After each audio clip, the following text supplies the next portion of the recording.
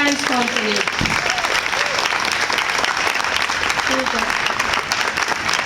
Ensimmäinen tulkinta teemasta koneisto, ihminen. Helsinki Dance Company palaa vielä kahteenkin kertaan, tai oikeastaan ehkä useampaankin tänä iltana, joten saamme nauttia niistä vielä monesti. Tämä ilta on kokeiluluontoinen kaikilta mahdollisilta elementeiltä. Puretaan niitä kerros kerrokselta, mutta nyt otetaan se ilmiselvin.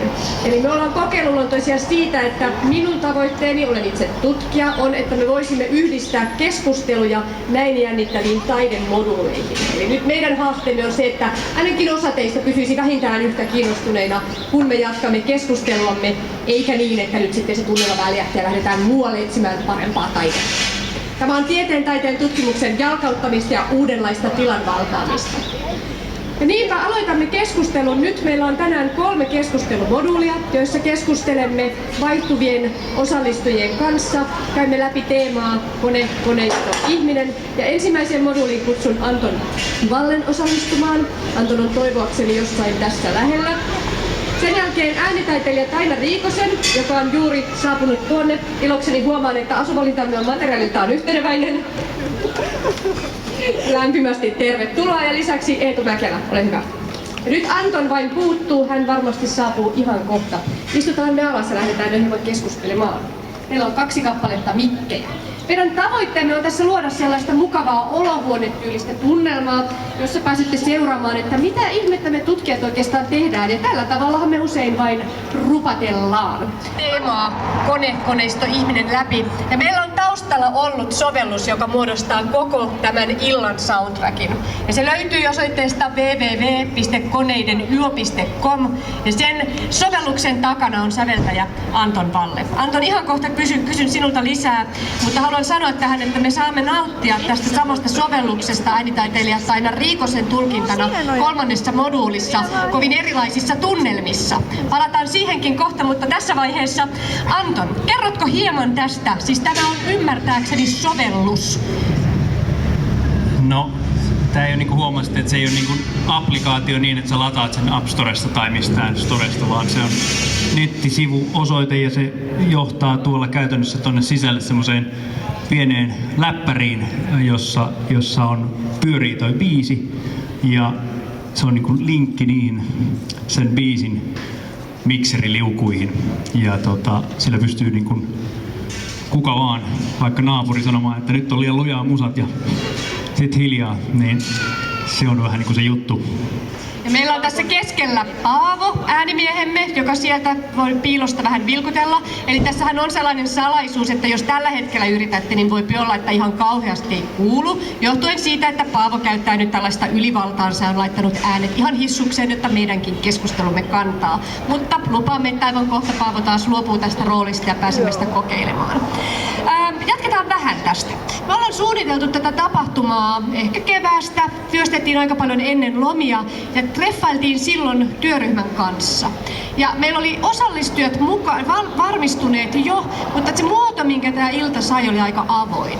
Ja musta on tosi kiinnostavaa itselle edelleen, että kun me lähdettiin suunnittelemaan, että tätä koko sovellusta ei ollut olemassa. Eli me oltiin treffattu kerran, meillä oli ollut mukavaa, oli lähteneet inspiroituneet erilaiset ajatukset ja luovat vibat liikkeelle. Ja seuraavan kerran, kun treffattiin, Anton tuli paikalle ja hän oli tehnyt tällaisen sovelluksen. Ja se oli hämmästyttävä se vaikutelma, kun me päästiin kaikki leikkimään, sillä harvoin ihmiset, jotka eivät pelaa videopelejä kovin aktiivisesti, ovat yhtä innoissaan jostakin. Nyt lyhyt kaikille niille, jotka ymmärtävät näistä asioista jotain. Anton, voitko kertoa, että mitä siinä tapahtuu? Semmoinen tekninen niin kuin recap. No, siinä on, se ei ole ihan täysin totta, että se ei ollut täysin niin kuin olemassa ennen kuin tulin, vaan siinä on pohjalla semmoinen Java-applikaatio, jonka on tehnyt Viktor Chashchansky. Ja se vastaanottaa käytännössä verkkoselaimen väylän kautta dataa, mutta siitä eteenpäin sitten mä tein siihen semmoisen Puredata-patchin, joka käsittelee sen datan ja siirtää sen sitten tonne musiikkiohjelmaan trackereiin ja että se on niinku semmoinen yhdistelmä. yhdistelmäohjelmisto sinänsä kokonaisuutena. Kiitos. Minua kiinnostaa valtavan paljon, koska minä yritin parhaani mukaan ymmärtää, mutta jotenkin kuulin vain bla bla bla bla bla. Kuinka moni täällä aidosti ymmärsi tuosta äskeisestä jotain? Loistavaa, ja se oli varmasti teille kiinnostavaa myös, eikö näin? Olen siitä hyvin iloinen, että palvelemme kaikkia kuluttajia. Eetu Mäkelä, sinä olet tekoäly, keinoälytutkija, jos näin voi sanoa, voit korjata itse. Mä toivon, että vastaus on kyllä, eli tässä on varmaan teknisestikin jotain kiinnostavia juttuja, vai miten on? Onko tällaisia sovelluksia tällä hetkellä valtavan paljon, ja mikä on keinoälyn, tekoälyn tila, niin sanoakseni? No siis tämähän oli sovellus, jossa ihmiset ohjasi prosessia säätelemällä erilaisia nappuloita. Se on siinä mielessä älykäs järjestelmä, että se ei vaan niin kuin heti vetänyt volyymia nollalle tai niin kuin katkaissut kaikkea, vaan selvästi jotenkin moduloi sitä jollain algoritmilla. Itse asiassa se, mistä mä tiedän tämän, oli, että mä tein siihen tuossa äsken verkkohyökkäyksen, että pistin sinne tietokoneen tuottamaan satunnaisarvoja niin kuin äärettömän suurella nopeudella. Ja kyllä se vaikutti siihen, mutta se ei räjäyttänyt koko hommaa. Hirmuisen mielenkiintoista, yllättävän vihamielistä, mutta todellakin koneiden yön teemoille uskollista. Arvostan tätä aktiivisuutta kovin. Eli kaikille vielä selkeydeksi. Meillä oli verkkohyökkäys täällä osana tätä improvisaation kokonaisuutta. En osannut tätäkään ennalta arvata. Palataan vähän myöhemmin, mutta haluaisin... Anton. Mä voisin sen verran sanoa, että mut kysyttiin, onko se nyt Anni tai joku, että kuinka tietoturvallinen tää on, niin mä sanoin, että ei se oo. Tää tuli nyt todettua tästä. Tuli testi tähän samaan.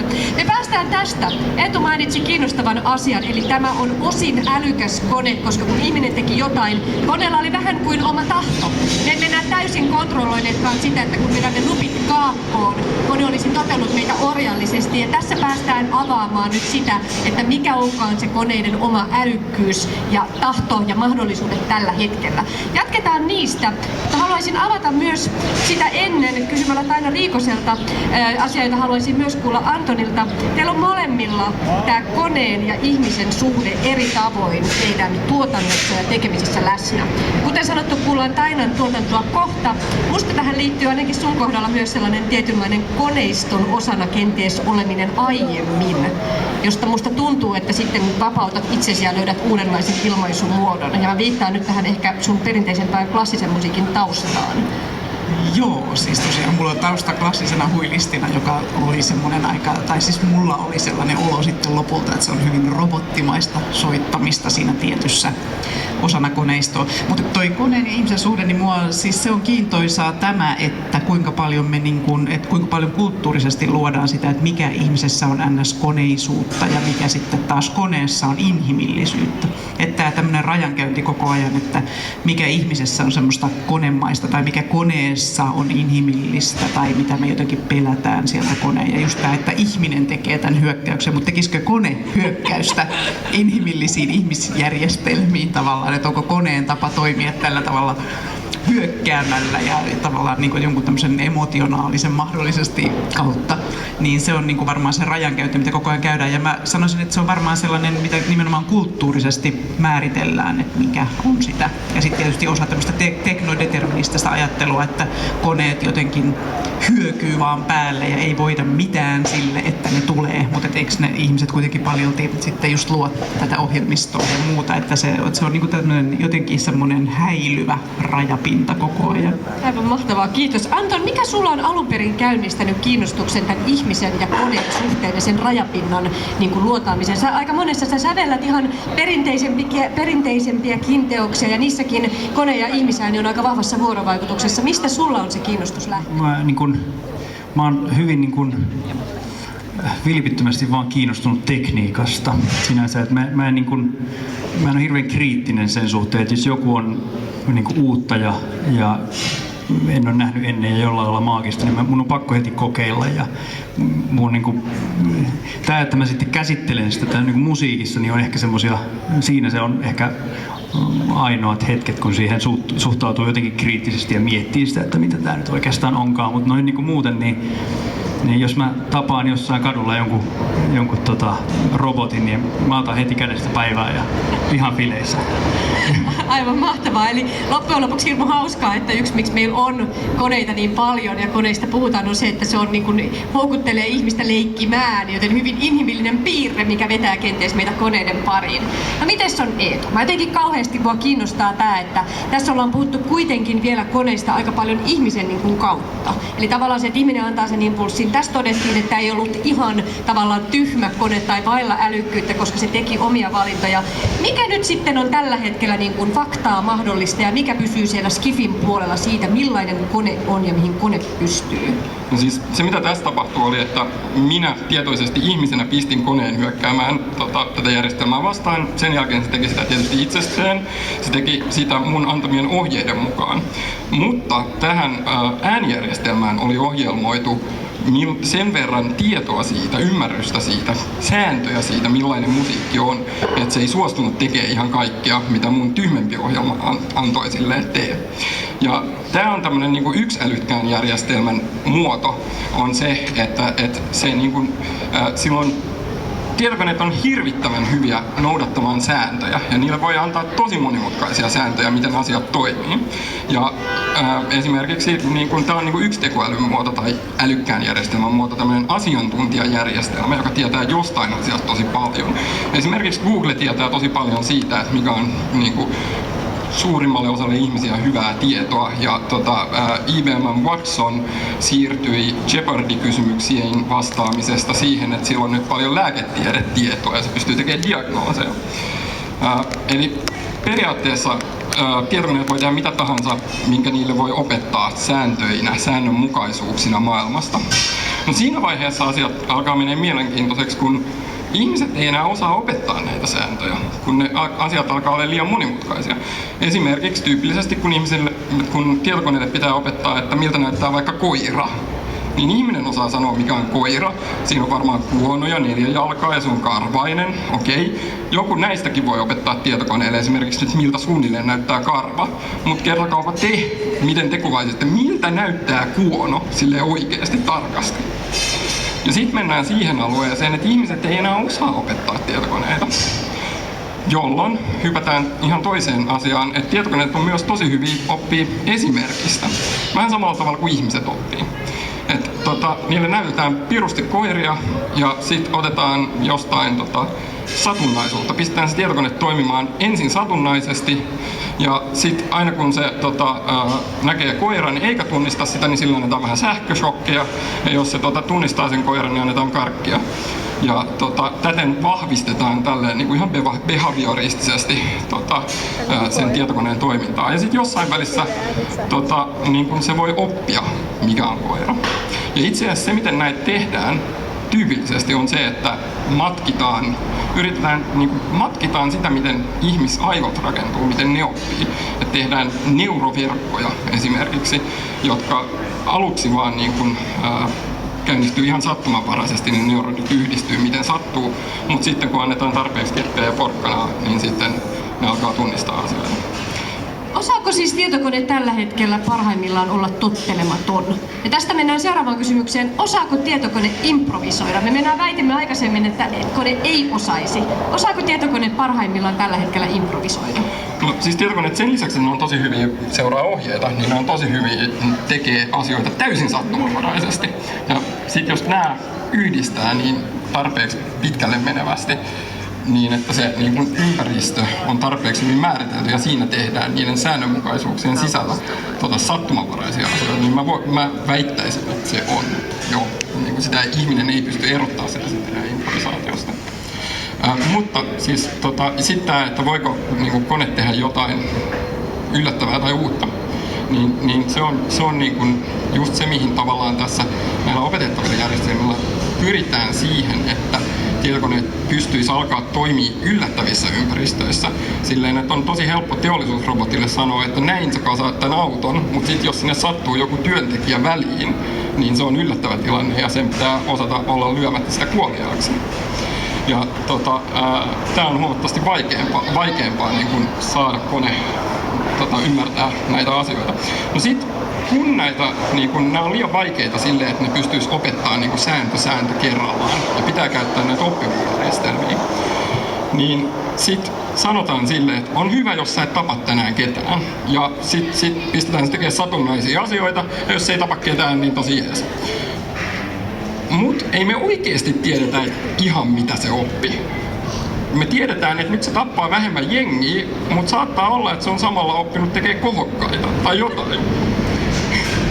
Eli niin kuin tätä kautta, että kun me ei osata opettaa tietokoneita tarpeeksi hyvin ja meidän pitää opettaa niitä käytännössä satunnaisesti ja silleen kuin ihmiset oppii, niin joo, ne voi oppia jotain sellaista, mitä meidän ei ole tarkoitus opettaa niille. Eli tavoitteena robotti, joka ei tapa ja osaa tehdä kohokkaita. Mulla oli tähän sellainen kommentti, että kun aina jotenkin ehkä tullaan tähän koneteemaan just aivotutkimukseen, tämmöisen hyvin kognitiotieteellisen tulokulman kautta, niin onko se kuitenkaan se ihmisen havaitseminen loppuun asti sitä aivoneutronien ja kytkösten virtaa, vaan että kun siellä on paljon sitä kaikkea muuta, että jos mietitään tätä koiran kuono-esimerkkiä, niin miten se koiran kuonon kosteuden tunteminen ja just vaikka oman rakkaan koiran kosteuden tunteminen, niin miten tämä niin kuin siirretään sinne aivoneutronisydemiin ketjuihin, että palautuuko ne kaikki aina sinne, että löydettäisikö me, tai siis että ei juuri tämä, että voiko kone improvisoida, niin me voidaan puhua, että se on improvisaatiota, mitä kone tekee, mutta siinä ihmisen improvisaatiossa voi olla joku sellainen alue, jotain semmoisia niin kuin harmaita, nestemäisiä välitiloja, mitkä koneelle voi olla vaikeampia saavuttaa, ja se tulee just jostain semmoisesta kaoottisuudesta, mikä ehkä sitten siihen ihmisen toimintaan liittyy just tähän sosiaalisuuteen. Me pohdimme tässä tällä hetkellä kysymystä siitä, että mitenkä esittää rakkautta. Mitenkä esittää, se on kysymys, johon näyttämötaiteilija kohtaa hyvin usein, että miten tällaisia suuria asioita kuvataan näyttämöllä. Me aiomme tehdä nyt dueton. Mukana myös Johanna Elovaara. No niin, meillä on olemassa materiaali, jota itsekään en ole nähnyt päinvastoin kuin yleensä, kun rupean työstämään esitystä. Tähän samaan aikaan ilmeisesti voi käyttää tätä musiikkisovellusta. Onko näin? Kyllä. No niin, katsotaan.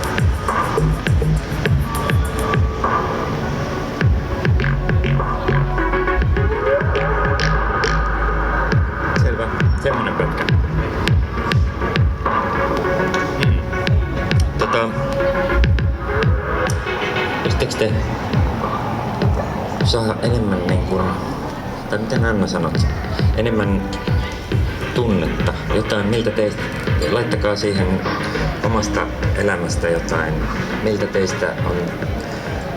teistä tuntuu rakastaa sitä jotain toista, yrittäkää jollain tavalla, en tiedä miten, eläkää se.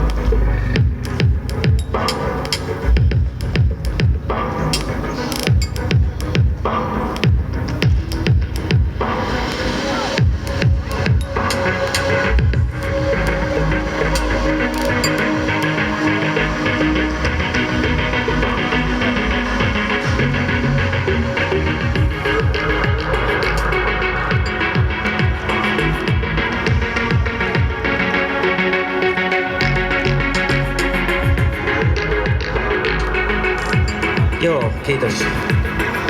Oliko siinä teidän mielessä tunnetta tässä toisessa Oliko se kierroksessa? rakkautta? Niin. Näyttääkö rakkaus tuolta? Tuu vähän. Niin.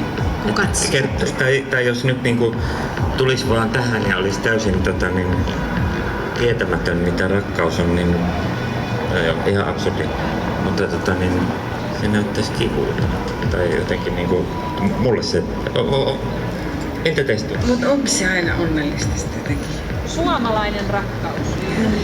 Suomalainen, no niin. Niin, siinä on tuskaista, niin. Mutta että jos nyt olisi ihan sekaisin oman tunne-elämänsä kanssa ja sitten menisi katsoa tällaista esitystä, niin voisiko olla varma, että kaikki ymmärtää sen, ettei se tulekin vahingossa ymmärretyksi tuskana. Entäs jos se olisi iloisempi?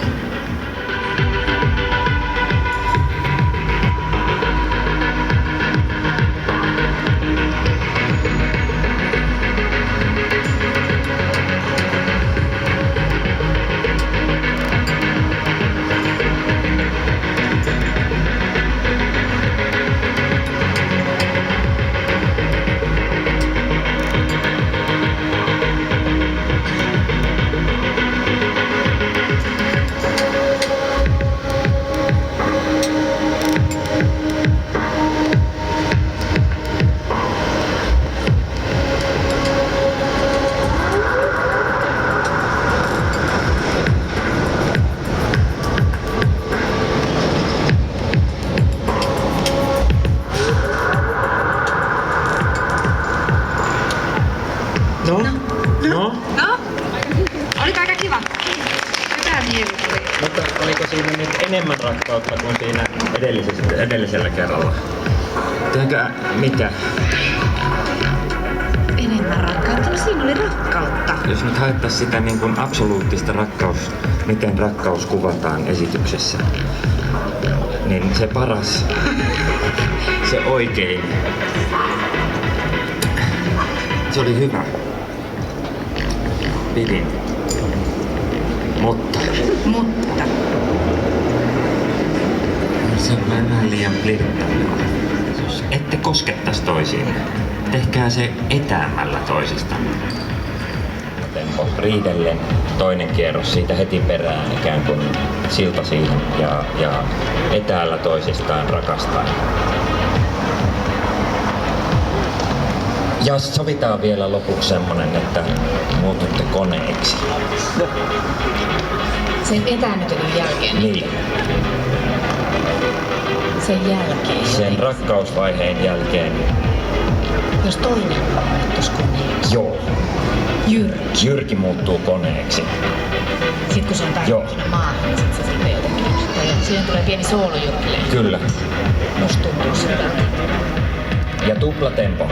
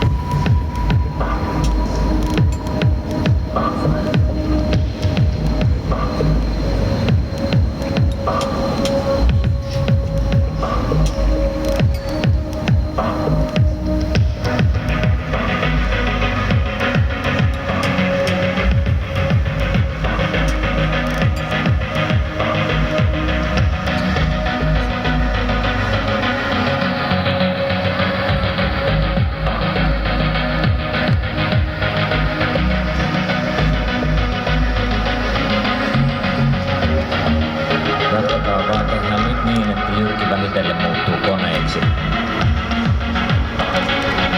Ja Heidi voit vaikuttua siitä muutoksesta.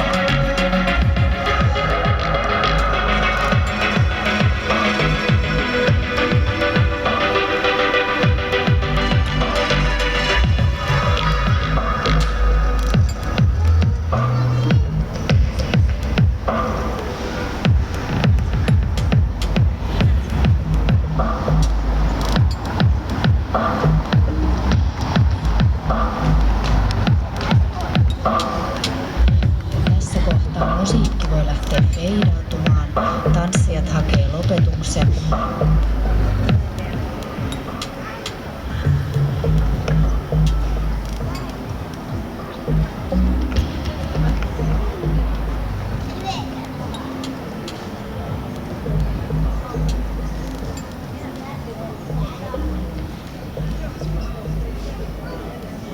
Yes. Jatkaa tässä seuraavan keskustelumoduulin muodossa.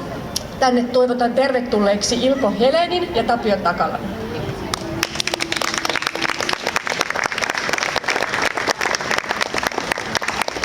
Eli ensin lyhyet. Vaikka vaan. Joo.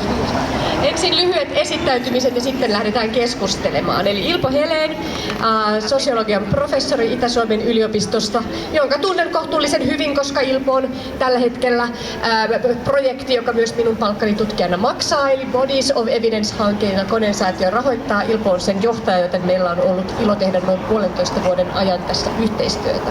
Ja sen lisäksi Tapio Takala, olet digitaalisen median professori Aalto-yliopistossa. Sinun kanssa me tapaamme ensimmäistä kertaa ja on suuri ilo, että lähdit rohkeasti, kai näin voi sanoa, tämän tyyppisiin keskusteluun mukaan. Me ollaan Ilpon kanssa käyty aika paljon keskusteluja, jotka liippaa eri tavoin tämän illan teemoja. Ja mä tavallaan haluaisin, että me lähdetään vähän niin kuin siitä käsin liikkeelle ja sitten katsotaan, että mihin keskustelu siitä meneekään. Ilpo, haluaisitko ihan lyhyesti ensin kertoa, että mitä täsmällisemmin tutkit biodatan roolia byrokratioissa tai näin itse mielellään tutkimuskohteissa tämän illan kannalta? No tällä hetkellä yksi osa siis mitä me tutkitaan tässä, niin on siis DNA-tutkimuksen käyttöä maahanmuuttajien, lähinnä niin kuin turvapaikanhakijoiden perheenyhdistämistapausten käsittelyssä länsimaissa ja erityisesti Suomessa, mutta sillä nyt on ehkä yhteys tähän niin kuin tämän illan teemoihin sitä kautta, että sitten mennään tällaiseen niin kuin bioteknologia-asioihin. Mä myös olen tutkinut biopankkeja, jossa sitten tällaisten niin kuin nykyään niin kuin isojen digitaalisten terveystieto ja bioinformaatio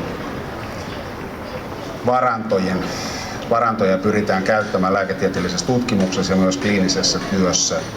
Ja tätä kautta niin kuin mennään sitten jotenkin tällaisiin teemoihin, jotka ehkä tässä on niin kuin tärkeitä. Eli niin kuin digitaalisen teknologian ja bioteknologian niin kuin kuviot ja sitten tavallaan, että en mä tiedä, voidaan ehkä puhua sitten, mä itse mielellään sit saas, mutta kun nyt ollaan tässä, niin ihmisen digitalisoitumisesta tai näin.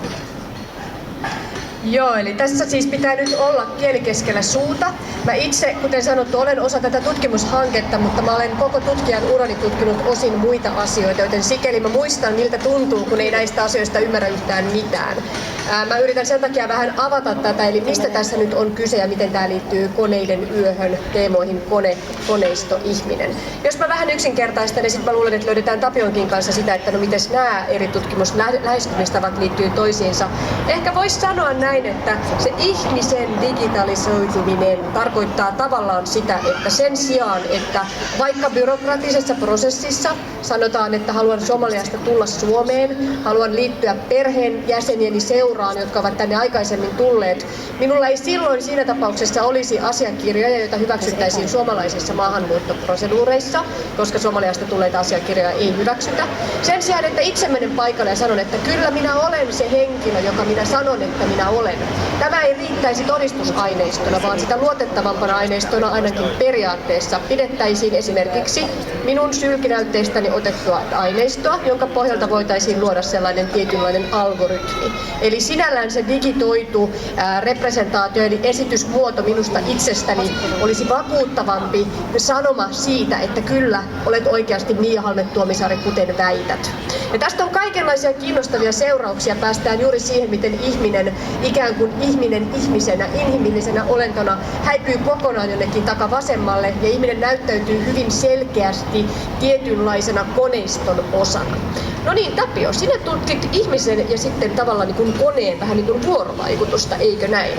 Miten tässä teemassa, niin jos mä kysyisin ihan ensin näin, onko tässä mitään tuttua, mitä me kuvailemme? No, on siinä jotain tuttua, mutta ensimmäisenä mulla tuli äsken Ilpon esittäytymistä kuunnellessa mieleen, että mun lähestymistapa on ehkä pikemminkin just päinvastainen. Sen sijaan, että puhutaan ihmisen koneellistumisesta, niin mun lähestymiskulma on se, että miten kone tehdään inhimillisemmäksi. Eli kun koneiden kanssa tällä hetkellä kommunikoidaan pääasiassa niin hiiren ja näppiksen välistyksellä ja hyvin hankalien tai hyvin keinotekoisten käyttöliittymien kautta, niin mennään siihen suuntaan, että ne koneet käyttäytyy samaan tapaan kuin ihmiset. Eli niitä ei käytetä, vaan niiden kanssa eletään. Kysymys on niin kuin ensinnäkin monimutkaisesta kokoonpanosta, jossa on niin kuin erilaisia niin kuin laitteita, virranlähteitä, niin kuin rakennuksia, ihmisiä ja mahdollisesti myös muita organismeja, jotka toimivat yhdessä ja joiden osaset ei välittömästi ole toistensa kanssa tekemisissä, vaan niiden muiden osien välityksellä. Niin silloin ihmiset on eläneet koneistossa siitä asti, kun moderneja suurkaupunkeja on ollut. Siis voi sanoa, että ihmisten niin kuin elintoiminnot, välttämättömät elintoiminnot on ollut riippuvaisia siitä, että on olemassa tällainen niin kuin järjestäytynyt niin kuin monimutkainen, kompleksinen koneisto. Et jos ajatellaan, että miten suurkaupungissa elävä ihminen saa vetensä, niin tämä on esimerkki siitä. Siis kukaan ei pysty pysymään hengissä kovin pitkään suurkaupungissa, ellei ole toimivaa vesihuoltoa. Ja sitten me mennään jonnekin 1800-luvun loppuun ja suurkaupunkiin. Ja tietyssä mielessä se, mikä niin kuin nyt, ja siis oikeastaan tämä tämmöinen niin kuin kompleksinen, voidaan ajatella suurkaupunkia ja sitten monia muita instituutioita, siis niin kuin kuvitelkaa vaan, niin tämä on se perusta, että niin kuin eletään koneiden kanssa ikään kuin. Ja nyt se vaan on se, että nyt nämä järjestelmät sitten toimii tällaisten tietovarantojen ja hyvin voimakkaita laskentatehoa olevien tietokoneiden ohjaaminen ja tiedonvälityksen ohjaaminen niin, että ne toimii nopeasti ja ne tulee lähemmäs, voivat tulla lähemmäksi ihmisten arkielämää tällaiset niin kuin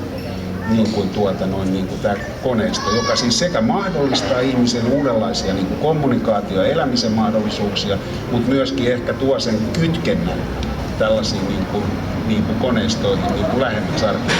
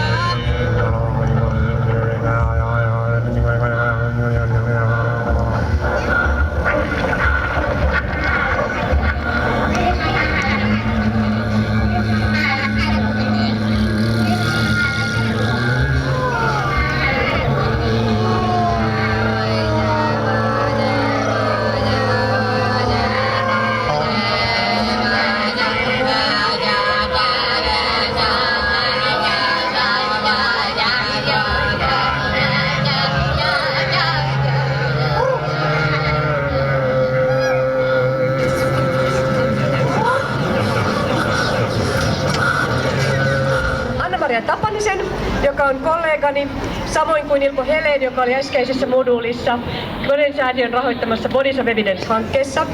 Anna-Maria on antropologi samoin kuin minä, ja hänen kanssaan olemme tarkastelleet DNA-aineiston roolia perheen yhdistämisprosesseissa. Sen lisäksi keskustelussa meillä on mukana Susanna Hast, kansainvälisen politiikan tutkija, joka tekee performatiivista politiikkaa ja on tutkinut myös empatiaa. Ja tämän lisäksi biohakkeri, nimitys joka oli minulle uusi, mutta jonka olen nyttemmin oppinut, biohakkeri Teemu Arina. Lämpimästi tervetuloa, tulkaa vaan kaikki tänne eteenpäin. Olemme tänään puhuneet ihmisen, koneen ja koneiston suhteesta. Viimeisen moduulin lopuksi halusin kysyä puhujiltamme, onko kyseessä tavallaan kehitys, ovatko asiat menossa parempaan vai huonompaan? Tietenkin tällaiseen kysymykseen on aina vaikea vastata, mutta siitä huolimatta halusin sitä tiedustella. Samalla keskustelimme siitä, miten ihminen tavallaan koneellistuu. Ihmisestä tuotetaan erilaisia digitalisoituja representaatioita, jotka tuntuvat joskus olevan todellisempia kuin ihminen itse. Ja samalla olemme keskustelleet illan aikana, miten koneet inhimillistyvät. Ja se, miten kaikki olemme osa yhtä isoa koneistoa, niin se on ollut myöskin tässä teemana ja tätä me jatkamme. Mä melkein voisin tehdä niin, että mä haluaisin kutsua teidät kaikki esittäytymään tavalla, jolla itse haluatte, että nyt ikään kuin minkä kulman tuotte tähän keskusteluun ja katsotaan, mihin tämä meidät vie. Ensin siinä, Susanna, ole hyvä. Joo. Hei, mä olen tunnetutkija, niin mä itse asiassa mietin tätä kysymystä eilen. Mulla on semmoinen pohdinta, joka voi kuulostaa vähän naivilta ollut jo aikaisemmin, että tässä kun Mia heitti tänne, että parantuuko asiat. Kun mehän ihmisinä niin kuin, tavallaan tullaan koko ajan älykkäämmiksi ja kehitetään koneita ja teknologiaa ja sellaista teknologiaa, joka parantaa nostaa meidän elintasoa ja tuo meille hyvinvointia ja muuta. Ja sitten ihan yhtä aikaahan me voidaan ihan hirveän pahoin ja meillä on ennätysmäärät väkivaltaa maailmassa ja oikeastaan mä ajattelen sitä niin, että kone ei kohota meidän olotilaa lopulta sen takia, että sinne ihmisen sydämeen pääsee vain toinen ihminen. Eli kone ei pysty sitä ihmisen pimeää puolta muuttamaan. Sen takia se kone ei tee tästä maailmasta parempaa paikkaa. Mutta ei välttämättä siis huonompaakaan, jos tuomme tämän toisen puolen. Ei sinällään, koska konehan on niinku representaatio, tai se on niinku vähän halujen jatke, mutta yhtä aikaa semmoinen pelkojen jatke. Kiitos. Teemu Arina. Joo. Me ollaan informaatiota. Informaatiota on meidän DNAssa, se haluaa kopioitua eteenpäin. Siksi meillä on perhesuhteita ja ollaan kiinnostuttu vastakkaista sukupuolesta. Sitä on biokemiallisissa välittäjäaineissa meidän suonissamme virtaa. Sitä on sähkösignaaleissa meidän hermostossa. Sitä on meidän kommunikaatiossa, meidän vuorovaikutuksessa, meidän ympäristön kanssa, meidän eleissä, meidän mikroliikkeissä. Sitä on meidän kaikessa, mitä ihminen on. Siinä on informaatiota. Nyt me voidaan kerätä sitä, me voidaan koota sitä, me voidaan analysoida sitä, me voidaan ymmärtää sitä. Mun mielestä ihmiselle homo sapiens siitä asti, kun me ollaan keksitty tuli, pyörä, kieli, me ollaan hyödynnetty teknologiaa meidän ruumiin jatkeena. Niin kuin mediatutkija Marshall McLuhan sanoi, puhelin on sun korvajatke, auto on sun jalanjatke. Internet tai sähköinen media on ehkä sun hermoston mielen jatke. Mun mielestä on ihan täysin luontevaa, että me sulaudutaan osaksi teknologiaa. Ja joku voisi väittää, että tämäkin on teknologia. Mulle esimerkiksi ravinto on teknologiaa. Me eletään aikakautta, jossa teknologia on vapauttanut meille tosi paljon aikaa. Ja meillä on infrastruktuuri meidän ympärillä, joka mahdollistaa sen, että me voitaisiin käyttää meidän kapasiteettia johonkin muuhun kuin ravinnon hankintaan. Me syödään huonommin kuin koskaan. Me pidetään itsestämme huolta tosi huonosti. Istuminen on mun sukupolven tupakka. Ja nyt meillä on teknologia, joka vapauttaa meidät siitä, joka sanoo sulle vaikka, että sä oot istunut liian pitkään, että nouse ylös, joka seuraa sua, vähän niin kuin tää anturi tässä. Seuraa mun ryhtiä ja kertoo milloin, jos mä lysähdän kasaan, että mun on aika ottaa niin kuin parempi asento. Eli mun mielestä me ollaan aina oltu osa teknologiaa, mun mielestä se tekee ihmistä ihmisen ja se on se ikään kuin suunta, mihin me ollaan menossa, on ymmärtää yhä enemmän ja syvemmin meidän suhdetta informaatio- ja teknologiaan. Lämmin kiitos. Eli ihminen on informaatiota. Mä haluaisin palata vähän myöhemmin, Teemu, koska olet biohakkeri, haluaisin, että selvennetään, mitä se tarkoittaa ja käytäisiin vähän läpi, jos sä haluat kertoa, että minkälaisia mittauslaitteita on. Mutta ennen sitä, Mari, mitä tuumaat teemoihin? No ensinnäkin, koska mä oon antropologia on tietoa ihmisestä ja mä kiinnostaa ihminen. Ja ihminen ja informaatio ja teknologia niin kuin peittää mun mielestä näkyvistä niin keskeisiä asioita ihmisyydestä, että se on melkoinen uskonkappale. Eli mä sanoisin, että kun sä puhut homo sapiensista, että se seikka, että kieli on ollut olemassa ennen kuin homo sapiens lajina, musiikki on ollut ennen kieltä. Ja yksi tämmöinen yksityiskohta, joka teki mun valtava vaikutus, oli se, että jotakin uudella teknologialla pystyttiin ajoittamaan tarkemmin näitä luolamaalauksia. Ja huomattiin, että joku Ranskassa, muistan paikan nimeä, oli semmoinen luola, niitä maalauksia oli tehty monen sukupolven aikana. Siis jos mä nyt vedän tästä hanskasta niin kuin tuhansia vuosia. Eli se oli kehittynyt eteenpäin. Ja toki siinä oli se teknologia, mutta siinä oli joku muu, joka niin kuin siirsi sen ajatuksen, mikä oli siinä luolamaailmalla. Sikäli mä oon nuiva puhumaan teknologista, vaikka mä sanoisin, että ei antropologit ole mitenkään teknologiasokeita todellakaan nykyään, mutta siinä on kuitenkin se ihminen hirveän keskeisenä asiana. Kiitos. Mä haluan korostaa, että ollaan oikeastaan juuri siellä, missä itse voisin toivoa, että ollaan. Edellisessä keskustelussa puhuttiin jo vähän voi sanoa semmoisista yleisistä asioista kuin koneisto, joka on vähän sama voi olla kuin yhteisö, jolloin puhuttiin meistä kaikista ihmisistä yhdessä. Ja nythän me ollaan todella puhumassa siitä, että mikä on ihminen. Ja tässä, kun me mietitään sitä rajaa, onko sitä ihmisen ja koneen välillä, jos me määritetään, että ihminen on informaatiota samalla tavalla kuin kone, me ollaan kenties siinä pisteessä, että sitä eroa ei enää ole. Jos mä saan vähän vapaasti tulkita ja toivoisin, että jatketaan. Susanna toi esille sen, että kone ei pysty koskettamaan sydäntä, joten kone parhaimmillaan voi saada eri osia ihmisestä, mutta pahimmillaan voi se niin kuin huono pimeä puoli ikään kuin voimistua. Ja tässä Mari, mikä on kaikkien antropologien meidän tehtävä, juuri tämä tällainen yleisluontoisten totuuksien ja yritysten artikuloida niitä, niin sen laittaminen kontekstiin toit juuri tämän, että miten vastaan väittäminen, näin Mari määrittää, minä vaan tuon sen, että me annamme kontekstia, emmehän me toki väitä kenellekään vastaan. Mutta joka tapauksessa me olemme nyt niin perimmäisten kysymysten äärellä, kun mahdollista vain on olla. Eli mitä on ylipäätään ihminen? Ja tässä huomataan, että kun puhutaan koneesta ja koneistosta, loppujen lopuksi me puhutaan jälleen kerran vähän niin kuin ihmisestä. Mä haluaisin kysyä tästä. Mä kiehtoo nyt Teemun näkökulma ehkä ensin, jos muut haluaa kommentoida tähän. Onko ihmisen ja koneen välillä sun mielestä eroa? Ja miten sä määrität ihmisen ja miten sä määrität koneen? Vastasitko jo siihen sanomalla, että kyse on informaatiosta? No jos sulla on tietokone, niin mitä siellä virtaa? Siellä virtaa bittejä, ykkösiä ja nollia. Mistä ne tulee? Joku on ne ohjelmoinut sinne, ne tulee meidän ajatuksista. Siellä virtaa meidän ajatukset. Se kone ei ole yhtään mitään ilman niitä meidän ajatuksia. Mun mielestä voi myös ajatella toisinpäin, että me hyödynnetään niitä välineitä, joiden kautta me taas puolestaan muokataan itseämme, muokataan meidän työkaluja ja sitten meidän työkalut muokkaa meitä.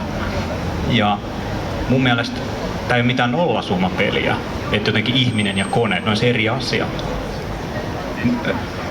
Henkilö, joka ajaa polkupyörällä, ei ole irrallinen siitä polkupyörästä, vaan se on yksi järjestelmä sen polkupyörän kanssa.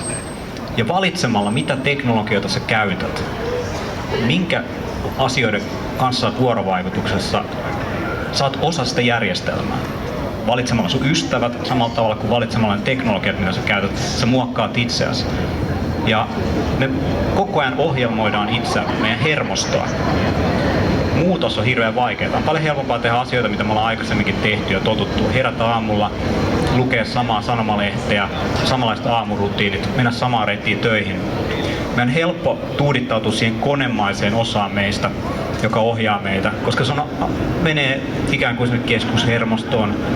Se on se automaattinen osa. Ja heti kun me poiketaan siitä, että me joudutaan tavallaan niin kuin tekemään jotain eri tavalla kuin mikä on meille tuttua, ikään kuin luoda uusia kokemuksia, niin se on pelottavaa.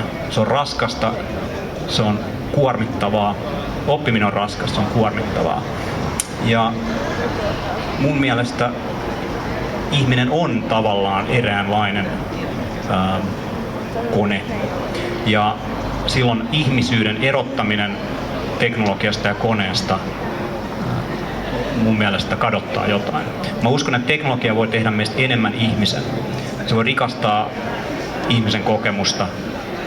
Se ei mun mielestä sulje pois sitä sydäntä eikä sitä tunnetta, vaan se voi viedä meidän kokemuksen uudelle tasolle. Aivan ja siitä mahtavaa. on kaikesta mun mielestä tässä kysymys. Eli ihminen koneiston tai oikeastaan koneen kanssa vuorovaikutuksessa voi olla enemmän ihminen. Mites Maria Susanna, mitä te mielette tästä? Onko teidän mielestä mielekäs kysymys pohtia, onko ihminen ja kone, ovatko ne toisistaan erillään olevia entiteettejä vai ovatko ne osa samaa? Mulle tämä kysymys johtaa jotenkin semmoiseen tietynlaiseen järjenvalvontaan, joka on tieteille ylipäänsä ominaista. Eli täältä me ajatellaan ihmistä koneena tai ihmistä tietona, meidän aivoja ja meidän niin kuin hermojärjestelmä jonakin niin kuin tiedon yksikkönä, niin johtaa semmoiseen ajatukseen, että esimerkiksi, että me keräämällä tietoa itsestämme jotenkin, niin kuin, että meidän elämänlaatu paranisi siitä, kun me itse asiassa neurologian kautta tiedetään, että ihmisen päätöksenteko esimerkiksi perustuu affekteihin ja intuitioon, joka on niin kuin, ihan muuta kuin tietoon esimerkiksi. Tietoa käytetään vasta sen jälkeen, kun on intuition kanssa ristiriita ja sen todellisuuden intuition välillä on joku ristiriita. Eli tavallaan niin kun, mä näen, että se teknologia voi myös niin kun viedä meiltä sitä aikaa, joka me käytettäisiin, niin kun, tai me ei ehkä niin kun kuunnella kehoa enää. Ja me ei kuunnella niin kun sitä luontaista, mikä meillä on, jos me keskitytään siihen koneen antamaan tietoon. Tosi kiinnostavaa. Tässä mun on pakko sanoa, että Teemu mainitsit, että sulla on siis anturi, joka kertoo, jos sä istut jotenkin näin, että jos sä nouset ylöspäin, niin sit se kone antaa tavallaan niin kuin muistuttaa sua kuuntelemaan kehoasi. Oliko tää niin kuin... Tässä on musta tosi kiinnostavat kaksi eri lähestymistapaa. Jos mä annan Marin äkkiä, tai en sano äkkiä, vaan jos Mari puhuu ensin ja sitten palataan Teemuun, niin voitaisiin vähän katsoa niitä laitteita ehkä tai tarkemmin, mutta Mari. No joo, ensinnäkin voit antaa mulle semmoisen anturi, joka sanoo, että mä olen istunut ihan tarpeeksi, nousin ylös. Se olisi aika kiva. Uskotko, että se toimisi? No joo, ehkä tämän jälkeen.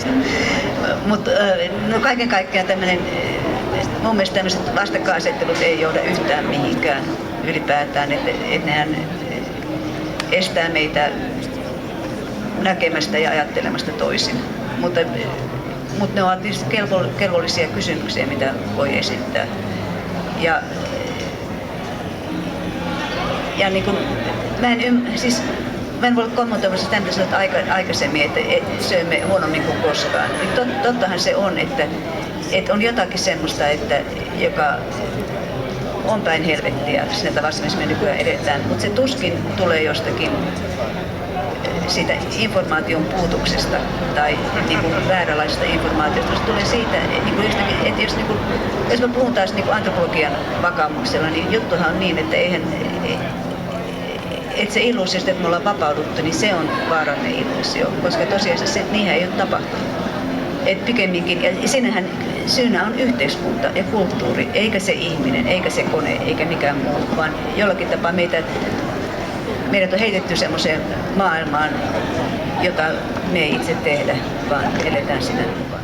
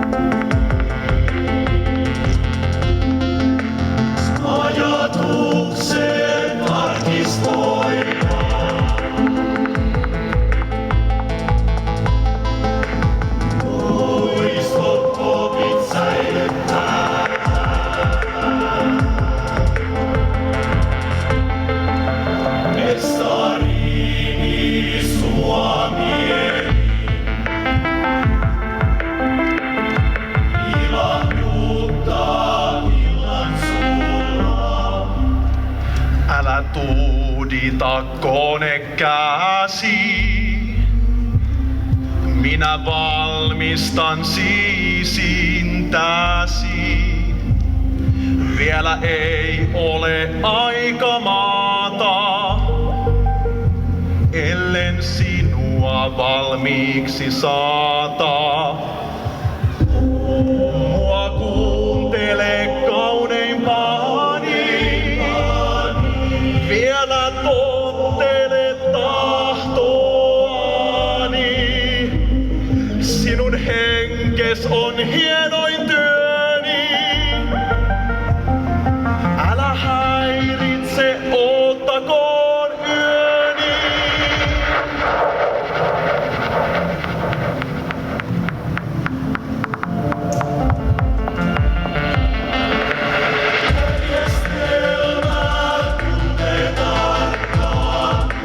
Järjestelmät tuntee.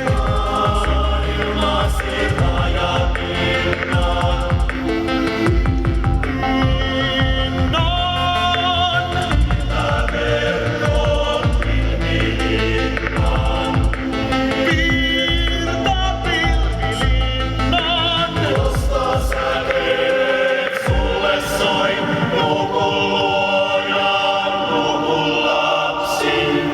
Se toimii, se keinuttaa, se hyväilee, se käskee.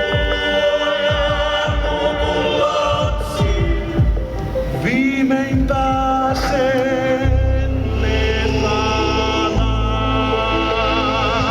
Lue siis mun kone sydän.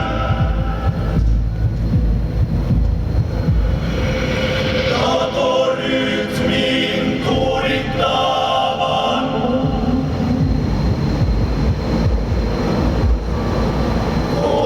Konivirren keinuttavan.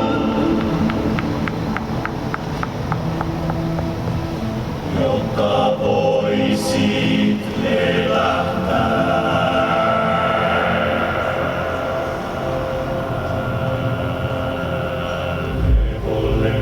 Levolle lasken luojani.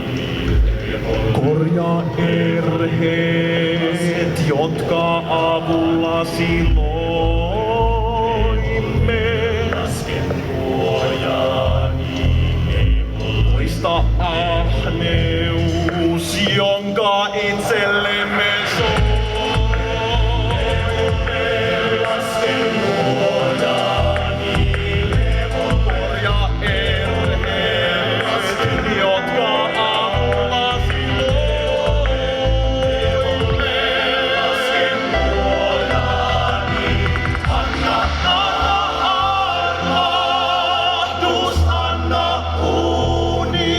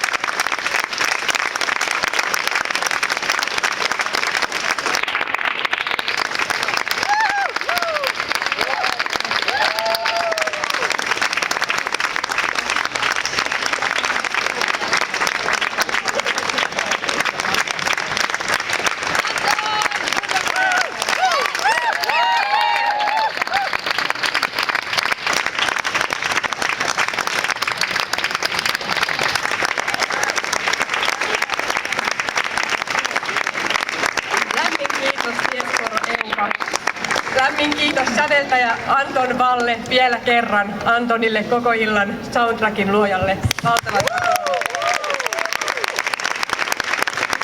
valtaisa kiitos Helsinki Dance Companylle kokonaisuudessaan.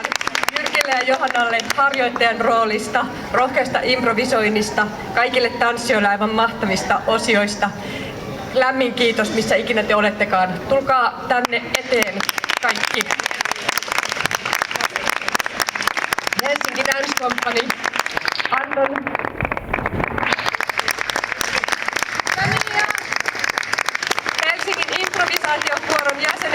jotka olette täällä. Ollaan nyt tehty niin paljon töitä, että laitetaan yleisö vähän maksamaan lipuistaan ikään kuin taputuksen muodossa. Jaksaa. Täällä on varmaan vielä joitain Helsingin mikrofonolaisia. Aplodit teille kaikille. Mieskoro Euka, mitä suuri kiitos. Ja näin lopuksi on tavanomaista antaa taiteilijoille ruusut, mutta me Allegrassa teemme välillä asioita vähän toisin. Ja tämä ilta ei koskaan olisi ollut mahdollinen ilman koko mieletöntä järjestelytiimiämme. Ja ennen kaikkea haluan sanoa kiitokset 2 henkilölle, jotka ovat tehneet tätä täysin tauotta. Eli Sini Suomela, missä sinä olet? Aivan valtaisa kiitos Sinille. Sini on Allegran harjoittelija ja tehnyt kaikkea, mitä harjoittelija voi kuvitella tekevän ja paljon vielä enemmän. Ja lopuksi toivottaisin tänne eteen Merja Pentikäisen, sillä haluamme kiittää toista henkilöä traditiolla, joka tästä lähtien luodaan niin, että se tehdään aina. Me haluamme antaa ensimmäisen Allegra Lab Helsingin junior-stipendin. Ja tämä annetaan seuraavin perustein. Stipendi myönnetään nuorelle Allegran aktiiville, joka on työskennellyt ansioituneesti tieteen, taiteen ja tutkimuksen rajapinnassa tuoden näille aloille uudenlaista yhteiskunnallista vaikuttavuutta ja ilmaisumuotoja. Perustelut. Tämä henkilö on tuottanut Allegra Lab Helsingin Vallataan 375-kampanjan sekä Allegran vaalipaneelit. Hän on tuottanut tämän tapahtuman Sini Suomelan kanssa ja taipunut uskomattomiin suorituksiin todella rajatuin resurssein ja kohtuuttomiin aikatauluihin. Hän on järjestänyt puhujat ja vaaliehdokkaat paneeleihin, dyykannut yleisölle tuolit roskalavoilta, huolehtinut tiedotuksesta, järjestänyt videokuvaajat ja työporukan. Hän on ollut positiivinen yhteishengen luoja ja on näin joka saralla edistänyt yhdistyksen keskeisten periaatteiden toteutumista. Allegra Lab Helsingin ensimmäisen 300 € junior-stipendin lahjoittaa Opinio Juris ja tässä kansainvälisen oikeuden tutkija Merja Pentikäinen, Allegran ystävä myös. Annan hänelle stipendin ja stipendin saa Anni Huttunen.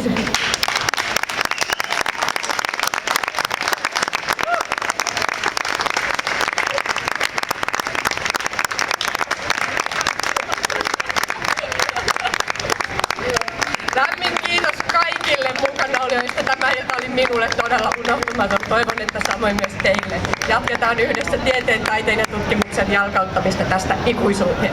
Kiitos paljon. Ja vielä Merja Pentikäiselle mikrofoni. Mua on pakko ottaa mikrofoni tässä, koska Mia Halme Tuomisaari on kiitellyt kaikkia muita. Mia ansaitsee valtavan kiitoksen kaikesta tästä, että me ollaan täällä. Ja hän on tuonut tieteen ja taiteen yhteen ja on luomassa, jo luonut ja luomassa jotain aivan ennenkuulumatonta ja näkemätöntä täällä Suomessa. Itse tutkijana, me ollaan Mian kanssa tavattu joskus 15 vuotta sitten. Itsekin olin tosiaan tutkija tuolta akateemisesta maailmasta. Tämä on ollut hieno ilta. Me mietittiin tuolla tieteen jalkauttamista ja tiedeviestintää.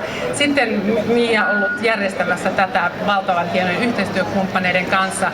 Ja nimenomaan mä itse yritän vaan visualisoida sen, että tämä varmaan johtaa siihen, että toivottavasti ehkä, että jonain päivänä myös me tutkijat, tässä oli näitä eri moduuleita ja oli tavallaan taiteilijoita, vähän tieteenkin tekijät vähän erikseen, jo paljon enemmän yhdessä kuin koskaan ennen itse olen nähnyt.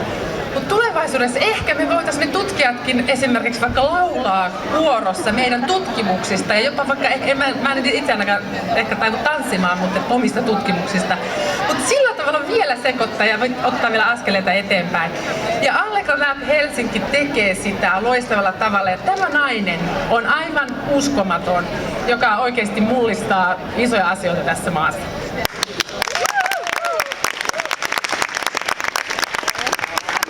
Kaikille mukana olosta ja oikein hyvää iltaa tästä eteenpäin. Toivottavasti kohtaamme.